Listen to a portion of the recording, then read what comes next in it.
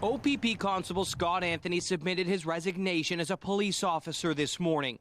Anthony apologizing to the man he brutally assaulted during a violent arrest that was caught on camera July 10, 2022 in Mactier. Anthony's sentencing got underway inside the Bracebridge courthouse, where the 27-year police veteran's apology letter was read to the court by his lawyer, Peter Brody. In the letter, Anthony telling the court, "I have come to terms I am no longer mentally fit to serve," expressing remorse. "I made a mistake, a serious mistake. I was experiencing traumatic stress."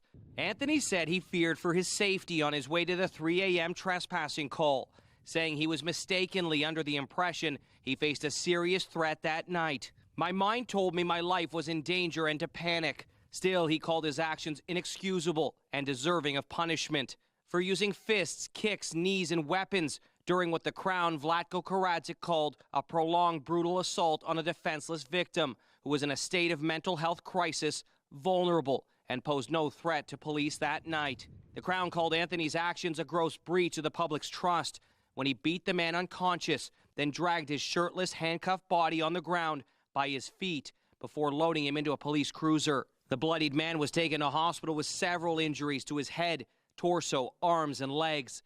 Anthony was charged with assault causing bodily harm and 1 count of assault with a weapon following an SIU investigation. He pleaded guilty earlier this year to assault causing bodily harm.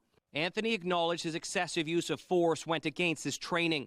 The victim, who is now 45, described crippling physical and psychological suffering in the 3 years since the attack, calling his life hell, suffering nightmares, paranoid and confused by fear, anxiety, and depression, triggered by what happened to him that night at the hands of a police officer.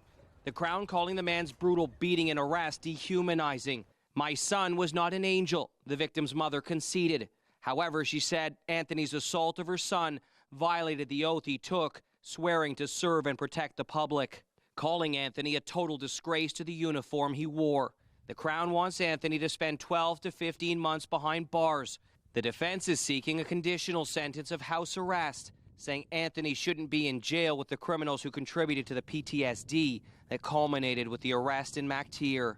Justice John Olver is scheduled to sentence Anthony in late August. Mike Arsledy, CTV News, Bracebridge.